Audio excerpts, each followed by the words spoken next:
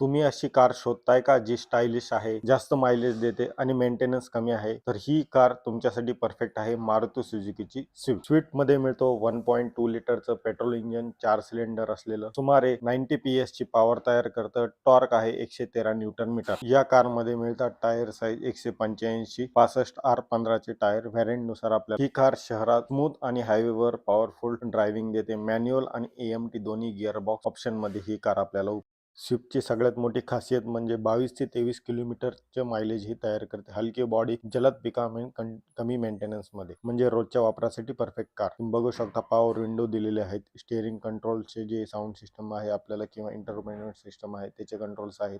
आतमध्ये पाहिलं तर चांगला लेग स्पेस आहे. 5 जणांसाठी आरामदायी सीटिंग दिलेले आहे. स्मार्ट डॅशबोर्ड डिझाईन दिसत आहे. Touch screen, steering control, entertainment system दिलेला आहे.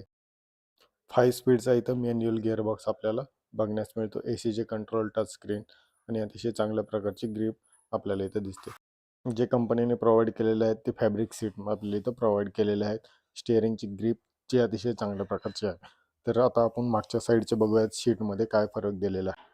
आणि मारुतीची गाडी म्हणलं की ह्या मारुतीच्या गाड्यामध्ये जे इंजिन आहे ते अतिशय चांगल्या प्रकारचं आहे आणि यांच्यात मायलेज अतिशय चांगल्या प्रकारचं आपल्याला मिळतं. मागचे सीट बघितलं तर फॅब्रिकचे सीट दिलेले आहेत आणि मागच्या साईडला आपल्याला एसीचा व्हेंट सुद्धा दिलेला आहे, जेणेकरून मागच्या पॅसेंजरला किंवा मागचे जे लोक असतात त्यांना अतिशय चांगल्या प्रकारची हवा भेटेल.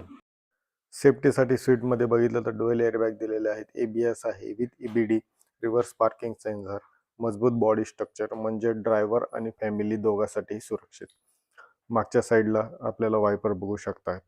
आणि जर बूट स्पेसचा जर विचार केला तर इथं सुमारे 668 लिटरचा बूट स्पेस दिलेला आहे. त्याच्या खालीच आपल्याला CNGचा टँक दिसून येतो. ही गाडी जी दिसत आहे व्हॅरियंट आपल्याला पेट्रोल प्लस CNG ऑप्शनलमध्ये येते. म्हणजे शॉपिंग, ट्रॅव्हल्स किंवा बॅगसाठी पुरेशी जागा आपल्याला ह्या डिग्गीमध्ये सुद्धा बघायला मिळते.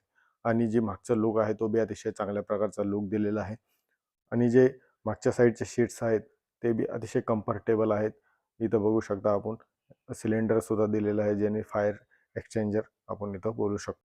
ग्राउंड क्लिअरन्सचा जर विचार केला तर सुमारे 163 मिलीमीटरचा याचा ग्राउंड क्लिअरन्स आहे. एअरबॅग बघू शकता इथं ग्लो बॉक्स दिलेला आहे. कूल्ड ग्लोअर बॉक्स नाही आहे याच्यामध्ये. 163 मिलीमीटर म्हणजे खराब रस्ते, स्पीड ब्रेकर आणि कार आरामदायी चालते. इंजिन बद्दल बोलायचं गेलं तर 1.2 लिटरचं केवटेल पेट्रोल इंजिन दिलेलं आहे. 4 सिलेंडर इनलाइन, 1197 सीसीचं याचं डिस्प्लेसमेंट आहे. तुमच्याकडे ही कार असेल तर तुम्ही कमेंटमध्ये सांगू शकता की ह्याचा परफॉर्मन्स कसा आहे. व्हिडिओ आवडला असेल तर लाईक आणि सबस्क्राईब करा. धन्यवाद.